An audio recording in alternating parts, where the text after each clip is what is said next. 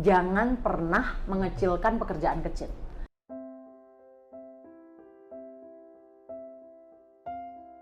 Hai sis and bro, kembali lagi di Wedding Sis. Tentunya masih ada di channel kita di Wedding Sis, dan masih banyak bincang-bincang yang akan kita bahas seputar perweddingan. Nah, kali ini kita akan kedatangan salah satu talent di perweddingan yang akan menambah acara sis and bro di sana tambah meriah. Dan tentunya juga banyak nih kegiatan-kegiatan beliau yang akan kita ulik, kita kupas satu persatu. Nah, kita langsung aja sambut artis kita untuk hari ini. Aduh, ngatur jadwal sama dia aja susah loh. Dari seminggu, 2 minggu gak jadi-jadi, akhirnya jadi. Nah, kita langsung aja invite beliau yang jadwalnya gak pernah kosong ya. Oke. Hai Kak. Aduh, apa kabar? Alhamdulillah. Ya, sebelumnya saya mau disclaimer dulu. Jadwal nggak pernah kosong, 3 bulan ini kosong Kak. Bener. Aku juga kosong. Oke. Hai Kak Vivi. Ya ampun, aku akhirnya ada di Wedding Sis loh ya. Tadi sudah diralat ya Wedding Sis. Wedding Sis ya. Gimana Kak kabarnya? Alhamdulillah sehat, itu kayaknya yang paling penting ya sekarang. Sehat, terus habis itu masih waras. Amin. Ya. Karena kayak pastinya perubahan yang tiba-tiba itu kan ngebuat kita harus adaptif dengan cepat gitu kan. Jadi kayaknya sekarang sehat dan waras itu udah harus sangat bersyukur deh. Kalau kita masih dalam keadaan sehat, fisik, mental, terus habis itu masih bisa kumpul keluarga, karena banyak yang nggak bisa kumpul keluarga, ya kan, karena nggak pulang dari mudik dan segala macam. So yes, I'm fine. Yang terpenting kita di ini kondisi suasana baru ya. Ini aku rasanya aku tidak bisa menyentuhmu gitu ya. Iya dah. Mau loket nomor berapa? Oke Kak, ini kali ini kita mau ngobrol santai aja. Ya. Kita mau nge-flow supaya sis and bro yang ada di sana tahu nih apa sih kegiatan Kak Nessa. Kak Nessa tuh apa sih? Nanti kita tulis ya di bawah sini gitu ya. Kalau mau hadiah ada di bawah sini ya. Nggak ada. Giveaway-nya nanti kalau udah ada iklan. Giveaway mobil ya. Enggak. Rumah. Oke Kak Nessa. Boleh dong dijelaskan sis and bro di sana biar tahu Kak Nessa tuh di perweddingan tuh sebagai apa? Kan belum dijelaskan. Oke. Jadi kalau pertanyaannya adalah di perweddingan jadi apa? Jadi MC dong ya. Oh ya, benar. Karena emang dari tahun 2003 udah masuk ke dunia MC, walaupun nggak langsung wedding ya. Oke. Tolong jangan dihitung umur saya ya. Jadi kalau di wedding sih MC. Kalau ditanya pertama kali MC wedding kapan, itu yang aku lupa. Karena udah blur lah ya, maksudnya udah blur. Kapan pertama kali MC wedding tuh aku udah nggak inget. Cuman alhamdulillahnya masih dipercaya sama klien ya, masih dipercaya sama entah yang menikah atau WO gitu ya, atau karena aku nggak cuma ada di wedding, sama IO juga gitu ya. Jadi ya udah itu sih jadi MC sih kalau di perweddingan. Jangan sedih, bukan MC aja, guru juga. Jadi Dosen iya, ibu rumah tangga iya. Iya lah, pasti. Ternyata jadwalnya juga banyak ya. Ngurusin suami juga pasti. Jadi kalau kesibukan sekarang, kalau ngedosen masih alhamdulillah. Jadi dosen itu berapa tahun ya? Sebenarnya kalau dosen kegiatan jadi dosen terbang mulai jadi dosen terbang itu dari 8 9 tahun yang lalu. Coba di kalkulator. Iya, 8-9 tahun yang lalu itu udah mulai jadi dosen terbang. Cuman kalau menetap ini mulai kayak tahun kedua. Jadi emang prosesnya agak lama tuh, bukan proses dosennya tapi proses hati untuk mengiyakan untuk menetap di satu tempat gitu. Terus ngedosen, terus nge-MC alhamdulillah juga masih.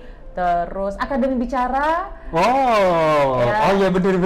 Jadi aku dan teman aku kayaknya bakal jadi bintang tamu juga ya. Amin. Di sini ya Mas Adi. Kita punya short course public speaking. Di Semarang, namanya Akademi Bicara. Gitu sih. Oh, banyak ya jadwalnya ya. Amin. Mencoba menyibukkan diri. Oh ya, dan masih beberapa kali siaran di TVRI lah.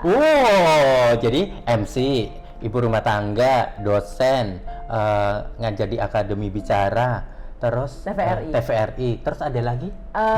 Nyapu, ngepel ya, masak. Kegiatan di rumah. Oke Kak. Berapa lama sih, ini kan tadi kan Kak Nessa kan ngomongin dari 2003. Itu proses awalnya untuk menjadi MC itu apa sih? Jadi 2003 motivasinya pada saat 2003. Jadi gini, waktu aku SMA aku selalu pengen jadi penyiar TV. Itu SMA. Penyiar TV, penyiar radio, pokoknya dunia itu. Tapi belum tahu tuh namanya adalah broadcast, itu belum ngerti karena kan nggak ngerti ya. Waktu itu belum tahu lah istilah-istilah itu. Lulus SMA menuju ke kuliah. Jadi liburan kan panjang banget tuh. Itu ditawarin buat jadi bintang tamu di Prambors waktu itu, Radio Prambors. Nggak lama kemudian ditawarin jadi penyiar sana. Akhirnya saya masuk, tapi nggak langsung jadi penyiar pastinya. Jadi tukang beli gorengan dulu. Serius? Terus mungkin dong. Iya, jadi kalau masuk ke sana tuh pokoknya di ospek dulu lah ya, gitu kan. Intinya 2003 itu aku masuk radio. Intinya 2003 itu aku masuk ke Radio Prambors. Suatu ketika bos aku nyuruh aku nge-MC. Ingat banget pertama kali nge-MC itu adalah konser Too Fat. Aduh, nih kalau yang anak milenial nggak ngerti Too Fat itu apa. Coba apakah Kakak ada tahu ya Too Fat itu apa? Too Fat itu grup band dari Malaysia. Jadi grup rap dari Malaysia yang waktu itu hits banget di Indonesia karena dia kolaborasi sama Dian Sastro. Masih agak inget-inget dikit. Jadi dulu tuh nyanyi lagunya tuh Alhamdulillah ya, ayam jangkung, apa pokoknya yang gitu-gitu. Itu konser di Ventura zaman sekarang namanya apa ya? Pantura. Bukan, Ventura tuh sekarang jadi tempat makan gitu di depan Stadion Diponegoro. Jadi nge-MC pertama tuh itu. Jadi dan dari situ akhirnya nggak tahu gimana, mungkin Allah sudah menakdirkan ya. Akhirnya ya udah jadi kayak nge-MC pasar lah, nge-MC kampus sudah pasti, nge-MC bener-bener nge-MC pasar, nge-MC pinggir jalan, nge-MC di mall, nge-MC ya gitu-gitu. Di lapangan yang nggak ada yang nggak ada yang dengerin, yang gitu-gitu. Jadi perjalanannya cukup panjang lah. Cukup panjang sih. Maksudnya nge-MC yang malam minggu sampai jam 1 pagi tapi nggak ada yang dengerin gitu-gitu. Pokoknya benar-benar yang ini sih. Tapi kalau ingat itu jadi menyenangkan karena nggak semua orang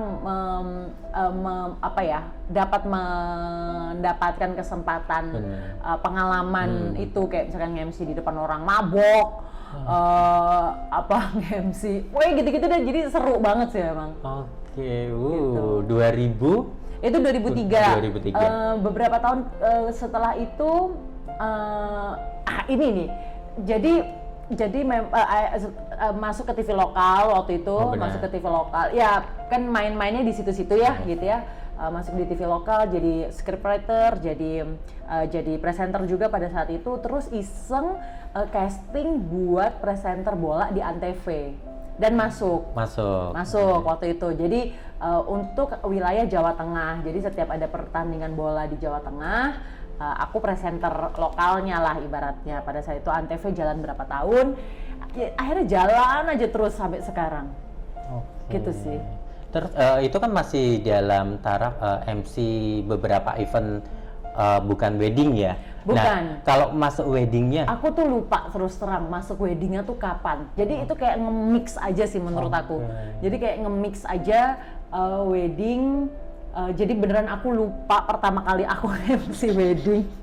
Karena udah kecampur otaknya gitu ya. Tapi yang pasti memang aku dari dulu nge-MC pasti wedding Jawa. Oke. Pasti nge-MC wedding Jawa. Mungkin karena mukanya Jawa banget juga ya. Tradisional gitu ya. dan aku tuh kan nggak bisa nyanyi. Ya. Yakin. Beneran aku tuh. Coba tes. Jangan, tolong banget. Itu bisa merendahkan reputasi ya yang sudah tidak ada ini ya kan. Karena ya itu jadi aku banyakannya di tradisional kalau wedding ya. Habis untuk MC tradisional, terus untuk event-event kayak ya corporate dan itu juga berjalan. Jadi karena kan aku di Radio Prambors tuh total 7 tahun. Selama itu jadi dapat klien di situ juga, terus dipercaya. Waktu itu senior aku tuh jaraknya jauh banget. Jadi kalau sekarang tuh kan jaraknya nggak begitu jauh. Kalau dulu tuh untuk bisa belajar sama senior tuh jauh banget. Dan dulu kan nggak ada ya sekolah MC. Benar. Makanya kita bikin di Akademi Bicara. Jadi dulu tuh aku gimana caranya buat belajar MC ya. Jadi dulu ada yang namanya Cesar. Sekarang ada aku nggak tahu dia masih ada di net atau enggak. Ada beberapa nama-nama MC senior Semarang waktu itu aku ikutin gitu. Jadi Mas ada jadwal kapan sih? Aku jadi asistennya dong, gitu. Pernah Beneran pernah kayak aku pengen tahu dong caranya nge-MC kayak gimana sih gitu. Jadi, Nes, gue ada nge-MC nih ya, kalau mau ikut tapi gue nggak bayar ya. Enggak usah bayar. Aku pengen tahu aja kamu tuh nge-MC-nya gimana gitu. Jadi udah, aku datang, aku duduk, aku liatin dia nge-MC-nya gimana. Gitu-gitu. Aku lakukan itu untuk senior-senior aku, terutama senior aku di Prambors ya. Senior aku di Prambors tuh waktu itu hits banget MC di Semarang, entah corporate, entah apa gitu. Jadi ngeliatin gimana ya caranya, caranya berinteraksi sama orang begitu, biar seru tuh dia guyonannya begini, gitu-gitu. Jadi belajarnya seotodidak itu.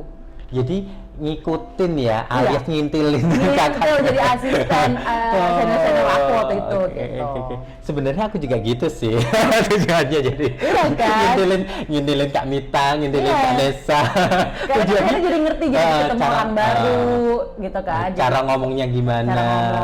Gitu. Nah Kak Nesa, seberapa menjanjikan sih menjadi seorang MC di dunia event? Kalau nggak menjanjikan nggak mungkin sampai sekarang ya. 17 tahun Mbok jadi MC ya. Sebenarnya menurut aku apapun profesinya asal tekun dan konsisten. Jadi alhamdulillahnya adalah apa yang aku lakukan dari 2003 itu semua konsisten di satu payung, yaitu komunikasi. Dosen komunikasi, presenter pasti komunikasi, MC komunikasi, Akademi Bicara udah komunikasi banget, public speaking. Jadi karena memang dari dulu cuman mau kuliah komunikasi. Jadi dari dulu tuh emang suka sama komunikasi. Jadi menurut aku profesi apapun sih ya, itu pasti menjanjikan kalau konsisten sih. Jadi jangan yang kayak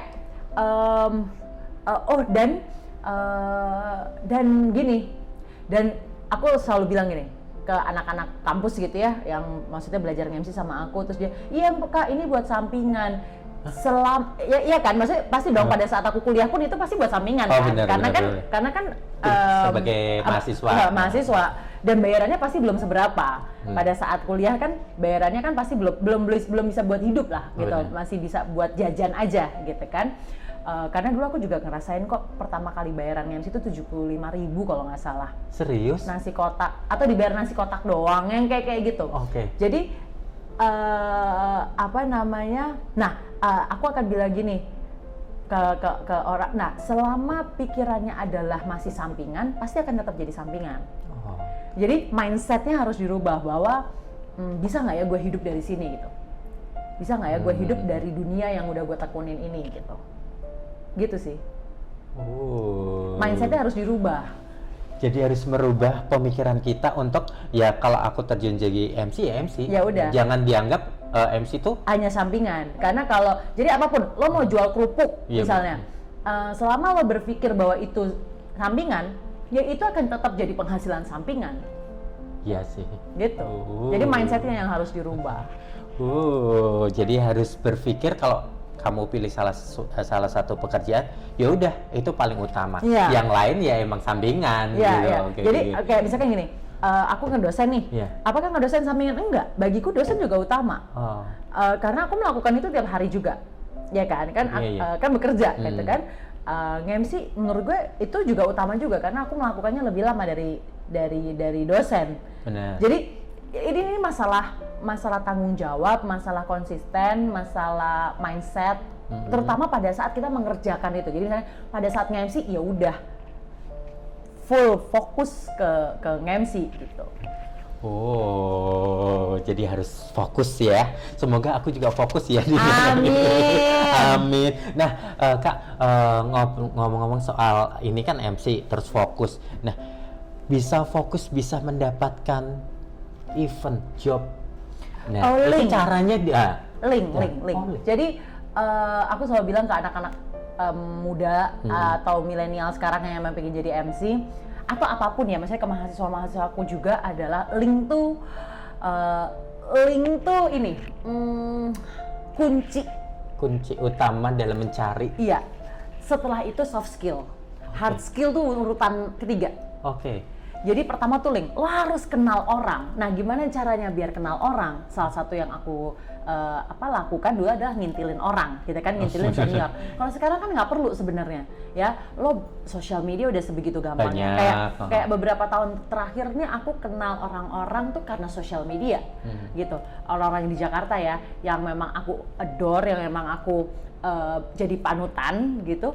Aku colek-colek aja di sosial media, tapi dengan cara yang bagus ya, nggak annoying gitu ya. Dan akhirnya nggak tahu, aku selalu merasa bahwa semuanya digerakkan, akhirnya aku bisa ketemu sama orang yang aku kagumi misalnya seperti itu. Jadi link tuh udah pasti. Nah, makanya buat anak-anak muda atau buat mahasiswa aku selalu bilang gini, kalau ada, sekarang tuh kan banyak, kalau sekarang bentuknya webinar lah ya, dulu seminar. Bener. Apapun itu, coba deh sebisa mungkin lo datang, tapi datang dengan tujuan, bukan datang untuk absen. Karena ada kan mahasiswa kan datang ke situ karena disuruh dosennya gitu kan. Jadwal ini ya, datang ya. Ada tangan. Enggak, datang ke situ dengan tujuan. Gue pengen kenal sama pembicaranya, misalnya gitu.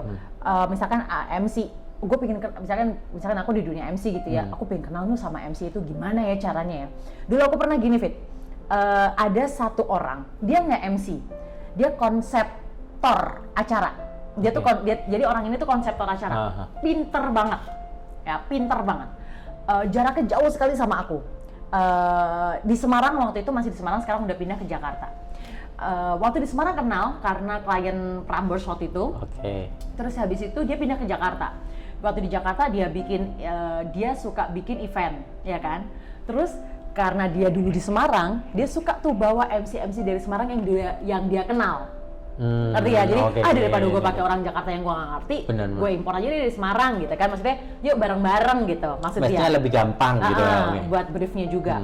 Terus aku gini, gimana caranya ya biar gue bisa masuk ke acara dia? Gimana caranya? Jadi aku tuh orangnya suka gitu, Fit. Gimana caranya ya biar gue bisa masuk ke acara dia?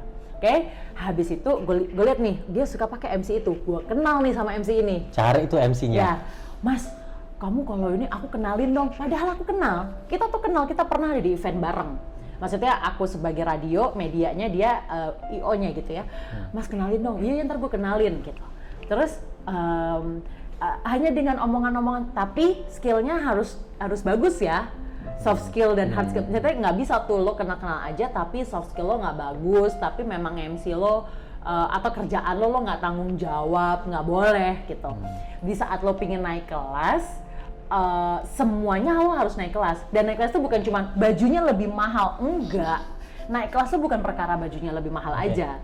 Iya, itu iya, karena kan visual tetap penting, tapi soft skill lo, cara lo berbicara, otak lo isi nggak, skill MC-mu kamu tambahin nggak, masih mau belajar nggak, yang hal-hal kayak gitu, gitu. Dan akhirnya di tahun berapa aku lupa, aku diajak sama dia waktu itu MC di Jakarta, dan akhirnya kepake sama dia keliling beberapa kota di Indonesia untuk satu brand, brand handphone gitu ya. Dia bawa aku ke beberapa kota karena pertama kali aku diajak MC sama dia. Jadi sebenarnya intinya adalah buktikan dengan karya. Jadi pada saat aku mau kenal sama dia, gimana caranya gue bisa kepake ya sama dia nih, sama IO-nya dia. Aku ituin karyanya. Aku perbanyak karyaku gitu. Maksudnya MC di mana. Jadi kitanya juga dinaikin levelnya untuk bisa menembus ke level tertentu, gitu sih. Seru ya. Ternyata serius ya jadi MC itu ya, nggak cuma hahaha. Bukan hanya aku pengen jadi MC, aku dong tawarin, nggak bisa. Jadi bener-bener prosesnya tuh dari kepengen fokus, terus cari caranya, linknya dicari, orangnya dicari, kita jadi benerin, kita disiapin bener-bener, bener-bener tas punggung kita tuh penuh dengan apa yang akan dijadikan seorang MC tuh ya harus kayak gini gitu. Dan jangan pernah mengecilkan pekerjaan kecil. Jangan pernah mengecilkan pekerjaan kecil. Karena banyak pekerjaan-pekerjaan besar datang dari pekerjaan kecil. Banyak pekerjaan besar. Sesederhana jadi dulu aku sempat kerja di Jakarta, kantoran yang nggak nge-MC pastinya. Jadi dulu tuh kan mimpi ya, wah aku ke Jakarta, aku keterima kerja di Jakarta. Wah, lulus kerja harus ke Jakarta. Jadi aku waktu itu keterima kerja, jadi lulus adalah pokoknya lulus S2 aku keterima kerja di Jakarta dan berpikir berarti Jakarta aku bisa nih meneruskan dunia per-MC-anku gitu ya. Jadi anehnya gini, pada saat aku di Jakarta aku belas nggak bisa nge-MC. Jadi cuman kerja doang karena emang waktunya habis buat kerja. Tapi di kerjaan itu I really do my best. Jadi di pekerjaan apapun emang harus bener-bener ngerjain semaksimal mungkin, karena kita nggak pernah tahu siapa yang lihat kita pada saat itu. Benar. Jadi pada saat itu terus aku nggak lama di Jakarta, aku memutuskan untuk pulang ke Semarang. Pada saat di Semarang ada teman aku agensi orang Jakarta, Nes, gue butuh MC nih, gini, MC biasaku yang di Surabaya nggak bisa. Gitu, bisa nggak kamu ke Surabaya nge-MC? Oh, dengan senang hati aku gitu kan. Sekarang Surabaya ada saudara gue segala macam gitu. Siapa ininya? Dia menyebutkan satu artis gitu kan, narasumbernya gitu. Jadi kan itu MC plus moderator atau artis. Lah, kan dia sekantor sama gue dulu gitu kan. Terus habis itu, tapi kan aku nggak kenal sama artisnya nih. Aku kenal sama manajernya dong, karena dulu sekantor gitu. Hai Om gitu ya, kalau orang sana kan hai Om gitu kan, hai Kak gitu. Nggak lama kemudian, jadi setelah pulang dari Surabaya waktu itu ditelepon, Nessa lo mau nggak masuk manajemen kita? Oh, sempat masuk manajemen juga? Sempat masuk manajemen di Jakarta pada saat itu. Boleh sebutin manajemennya apa? Kalau masih inget. Farhan Manajemen. Jadi waktu itu bareng sama Bayu Oktara, bareng sama siapa? Anya Dwinov, bareng sama Sogi, bareng sama siapa lagi ya? Ada beberapa namanya Aldo Turangan juga ada. Jadi ada beberapa nama memang itu MC di Jakarta. Mau nggak gitu? Terus gue bilang, tapi gue nggak bisa nih kalau pindah Jakarta karena pada saat itu aku memutuskan untuk tinggalnya di Semarang gitu. Tapi ke Jakarta untuk kerja, maksudnya seminggu misalnya, sebulan lah nggak apa-apa. Tapi jangan suruh aku pindah Jakarta karena aku cuma merasa itu bukan tempat aku. Ya sudah, akhirnya jadinya seperti itu. Jadi waktu itu sempat berapa tahun ada di manajemen itu. Lalu aku memutuskan untuk keluar bukan karena apa-apa ya, karena sudah menikah dan pengen lebih banyak waktu di Semarang sama suami gitu kan. Jadi dari pekerjaan kecil mendapat pekerjaan besar, dan aku hampir sering mendapatkan hal-hal seperti itu. Kayak MC waktu itu di Malaysia cuman gara-gara IO itu pakai aku di satu acara yang sangat kecil. Waktu itu kliennya adalah kantor pos, tapi acara itu sederhana banget. Terus gini, Nesa, lo bulan ini ada acara nggak gitu? Hah, nggak ada mbak, gini-gini gitu kan. Lo gue ajak ya, siapin paspor. Hah, apaan gue bilang gitu? MC di Malaysia. Jadi kayak banyak pekerjaan besar datang dari pekerjaan kecil. Jadi jangan pernah mengecilkan pekerjaan kecil itu sih. Oke, seru ya. Ternyata perjalanannya dia, Kak Nesa bukan hanya di Semarang aja, di Jakarta pun juga ada manajemen dulu tersendiri. Seperti ya. Oke, nah Kak, gimana sih cara mengatur? Ini kan si Bro kan pasti kan nggak tahu nih. Ini kan Mbak Nesa kan jadwalnya nge-MC, ibu rumah tangga, terus akademi bicara, terus masih ada di kampus, masih TVRI. ada di TVRI, nanti pasti ada jadwal lagi apalah gitu, meeting. Nah, itu cara mengatur jadwal yang ya kalau untuk orang awam, untuk sis and bro di sana kan pasti kan kok banyak kayak gitu bisa dikerjain, apalagi tuh selama 1 minggu lah, kita pikirnya 1 minggu, kok bisa berjalan dengan lancar gitu, ngatur waktunya tuh gimana? Ngatur waktunya adalah dapat restu dari suami. Itu penting banget, maksudnya kalau udah menikah ya, kalau udah menikah ya, karena kalau nggak dapat restunya, nggak berjalan dengan lancar. Itu udah sering banget aku alamin. Jadi kalau nggak diizinin, tapi jadi kalau aku tipenya gini, misalnya nggak diizinin nih, nggak diizinin satu pekerjaan, terus aku ngerayu-ngerayu, ya kan, ngerayu-ngerayu biar boleh. Dibeliin apapun lah, pokoknya ngerayu-ngerayu biar boleh. Terus dia mengiyakan, tapi kan mungkin nggak sepenuh hati. Ya kan, maksudnya ya udah deh, ya udah gitu kan. Ya udah. Nah, itu biasanya ada hambatan.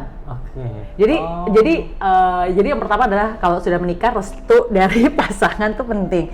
Karena akhirnya apa? Kalau udah keluar restu, aku pergi pagi dia nggak akan ngomel. Tapi pagi, jadi aku tuh morning person, tapi aku nggak bisa begadang. Jadi kamu mau nyuruh aku datang sepagi apa? Aku insya Allah bisa. Tapi kalau kamu suruh aku begadang kayak dulu tuh masih bisa tuh waktu muda tuh nge-MC pertandingan bola itu kan jam 2 selesai lah. Jam 2 selesai, jam 12 baru mulai nge-MC ya kan, di klub-klub tuh zaman dulu ya kan, nonton bareng bola Liga Inggris apa, dulu masih bisa, sekarang udah nggak bisa. Nah, jadi yang pasti adalah pada saat pada saat ngerjain itu, aku fokus ngerjain itu. Dan masalah waktu, aku termasuk orang yang kelebihan energi soalnya. Jadi kalau kebanyakan gula ya? Kebanyakan gula. Jadi kalau misalnya jadi kalau nggak banyak kegiatan, aku bisa down. Jadi aku emang kayak harus banyak kegiatan. Jadi gimana cara ngaturnya? Menurut aku dapat restu. Kedua, fokus pada saat kerjaan itu, ya udah kerjain itu. Karena aku ya banyak orang bilang multitasking, cuman aku orangnya ternyata semakin kesini semakin nggak multitasking. Semakin nggak multitasking. Kok bisa? Pada saat kerja itu ngerjain itu dulu. Jadi nggak bisa kerjain ini terus kerjain ini, biasanya nggak maksimal. Jadi misalkan ada kampus gitu ya, ada kerjaan kampus, tapi lagi nge-MC, bentar dulu deh, tunggu setengah jam. Jadi gitu deh, jadi makin kesini tuh makin tahu bahwa aku tuh nggak semultitasking itu, walaupun perempuan tetap lebih multitasking daripada laki-laki ya. Tapi ternyata nggak semultitasking dulu waktu zaman muda, dan itu cuma bikin kemerungsung kalau buat aku akhirnya. Gitu deh, kalau buat aku sih. Terus cara ngatur waktunya jadwalnya biar nggak tabrakan. Iya, biar nggak tabrakan aja, dibikin aja biar nggak tabrakan. Meeting siang. Kalau kampus kan lebih fleksibel ya. Gitu. Kampus biasanya aku ambil kelas tuh yang pagi. Jadi kelas tuh biasanya aku pagi tuh sampai duhur. Nah, baru binting kan biasanya bisa diambil makan siang atau apa kan. Nah, itu jadi aku bisa mengerjakan hal lain setelah itu. TVRI itu biasanya sore. Walaupun nggak tiap hari. Ya udah. Kalau ada nge-MC malam, ya udah berarti nggak ngambil TVRI, kayak gitu-gitu aja. Berarti benar-benar diatur ya. Jadi kalau untuk MC wedding kan pasti kan udah tanggalnya malam, terus tanggalnya atau pagi kan ya, weekend ya biasanya ya. Nah, kalau weekend lebih fleksibel karena nggak ada kantor. Dan akademi bicara juga jarang banget weekend. Akademi bicara itu biasanya weekdays. Ya gitu-gitu. Jadi Ibu Nessa ini pintar banget mengatur waktu. Nah, jadi bukan hanya mengatur waktunya aja, tapi untuk keluarga pun tercukupikah? Kalau sekarang ya, jadi aku tuh merasa bahwa gini, aku dan suami aku itu sangat menghargai malam minggu. Dari dulu pacaran. Oke. Dari dulu pacaran tuh sangat menghargai malam. Jadi kalau nggak kerja, itu malam minggu tuh kan ada pasangan yang malam minggu mah sama aja kayak malam-malam biasanya kan udah gitu. Cuman aku sama suamiku malam minggu nih. Jadi gitu, malam minggu nih. Walaupun nggak ngapa-ngapain juga. Walaupun paling ya kalau pergi makan kan nggak harus nunggu malam minggu ya. Iya, tapi pasti ada omongan itu, malam minggu nih gitu. Kalau nggak kerja biasanya we spend time together gitu. Tapi kalau kerja ya karena dia juga banyak kerjaan juga ya gitu. Biasanya kita gimana ya cara ngatur, nggak tahu sih, kayak emang ada waktu-waktu di mana kita jarang ketemu karena aku pergi pagi, sore udah sampai, tapi dia perginya yang malam, kayak gitu. Cuman maksudnya pasti ada aja sih waktu untuk ngobrol, to me time. Iya, untuk kita berdua gitu. Terus ke keluarga, kayak ke mama tuh juga pasti disempetin yang kayak gitu sih. Kalau lagi nggak nge-MC itu weekend biasanya aku pasti ke keluarga. Oke, tapi dengan kondisi corona ini, full time untuk keluarga. Tapi kerjaan tetap lancar ya? Alhamdulillah sih. Amin. Walaupun nggak ada MC ya, tapi alhamdulillah lah masih ada pekerjaan yang lain. Ya. Seru ya. Bukan hanya ibu rumah tangga, dosen, pengajar. Kalau aku mah nyerah.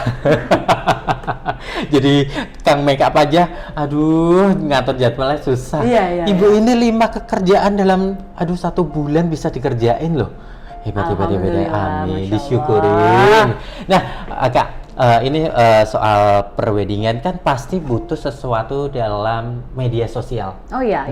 Menurut Kak Nessa nih, media sosial tuh berpengaruh nggak sih dalam pekerjaan, dalam perwedingan itu? Pasti. Pengaruh banget apa enggak? Seberapa pengaruhnya sih? Jadi gini, personal branding ya. Personal branding itu kan dibangun, sosial media itu adalah salah satu tools ya. Social media itu salah satu tools untuk membangun personal branding. Oke. Jadi ya mari kita gunakan si social media ini.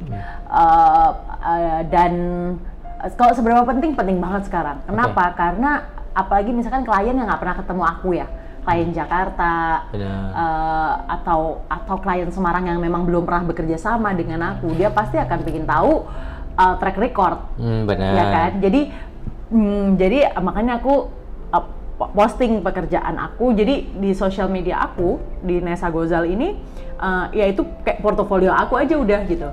Jadi kalau pengen tahu aku pernah nge-MC apa aja, itu ada di Nessa Gozal, ada di Instagram Nessa Gozal. Jadi seberapa penting, menurut aku penting banget, karena itu bisa membangun 1 portofolio, 2 personal branding gitu kok di sosial media. Tuh, Season Bro, jadi benar-benar sosial media mempengaruhi pekerjaan juga ya? Mempengaruhi, makanya jangan sok-sokan galau di sosial media. Ya. Itu sih. Untuk sosial media pekerjaan sama pribadi bisa? Enggak, aku nggak bedain karena ada yang membedakan, tapi aku nggak ngebedain, lebih ke nggak tahu ribet aja sih. Aku tuh nggak secanggih itu, aku tuh gaptek banget gitu. Aku tuh gaptek banget bener. Aku tuh handphone nggak bisa 2. Ada tuh handphone yang 2 gitu ya. Aku tuh nggak bisa dari dulu, selalu kalau punya handphone 2 pasti deh. Entah yang satu hilang, nomornya habis, entah nggak dicas. Aku tuh nggak bisa. Jadi pokoknya aku tuh kayak bukan gaptek sih sebenarnya, lebih ke males aja mengelola banyak hal yang kayak gitu. Jadi and I want to be real aja sih di sosial media aku. Jadi what you see is what you get. Aku orang yang kalau lagi feeling blue, nggak curhat ya, dan nggak selalu bilang juga di sosial media pastinya gitu. Tapi nggak mau faking juga, nggak mau fake kalau lagi feeling blue terus tetap kelihatan happy, karena menurut aku nggak sehat juga loh. Untuk selalu happy itu menurut aku nggak sehat. Nggak sehat, karena kan manusia itu diciptakan dengan berbagai macam perasaan ya, kecewa, marah, sedih, kayak gitu-gitu. Jadi menurut aku tuh nggak sehat untuk happy terus. Nggak deh, kayaknya nggak real. Iya nggak sih? Bener. Iya nggak? Iya dong. Maksudnya orang tuh Iya nggak sih. always happy loh gitu. Nggak real lah menurut aku. Tapi pada saat aku feeling blue, aku emang nggak tulis itu di sosial media, nggak tulis gitu. Tapi juga agak menyindir dikit deh. Apa? Nyindir dikit deh. Aku biasanya pasang quote itu malah justru pada saat aku nggak galau. Oh. Jadi pada saat galau biasanya aku malah jauh dari sosial media. Jadi pada saat aku lagi banyak pikiran, misalnya aku nggak buka tuh sosial media. Oh. Ya aku bersihin diri aja. Jadi saat aku pasang quote-quote itu lebih ke apa yang ada di pikiran aku tulis dan biasa aku simpen. Ya kayak jurnal aja ya. Dan ya gitu sih, ya karena menurut aku wajar orang tuh merasa sedih. Dan aku pingin mengencourage orang untuk itu juga, maksudnya lo nggak harus lo untuk selalu happy all the time gitu, karena itu juga nggak sehat gitu. Oh, tuh dengerin Season Bro. Itu my opinion ya. Setiap orang kan opinionnya kan beda-beda. Mungkin di luar sana Season Bro kan pasti punya pendapat sendiri, punya ya aku ya kalau sedih ya ungkapin aja. Tapi untuk Kak Nessa, media sosial benar-benar mempengaruhi pekerjaan di mempengaruhi. Nah, ini nih. Ada satu pertanyaan. Ada nggak sih positif sama negatifnya menjadi seorang MC? Wah, positifnya banyak banget. Boleh. Positifnya aja, mau negatifnya dulu apa positif ya? Negatifnya dulu boleh. Negatifnya apa ya? Menurutku setiap pekerjaan masih ada negatifnya. Negatifnya kalau nggak pinter-pinter bawa diri, terutama perempuan.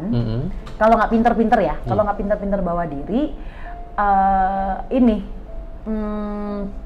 tapi ini nggak cuma MC doang sih menurut aku.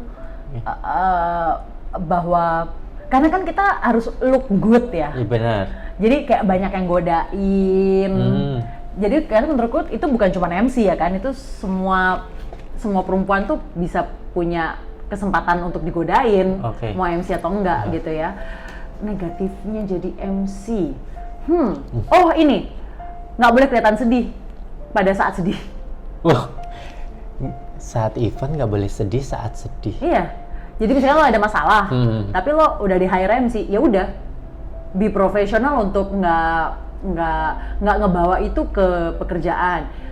Terus habis itu mengontrol emosi.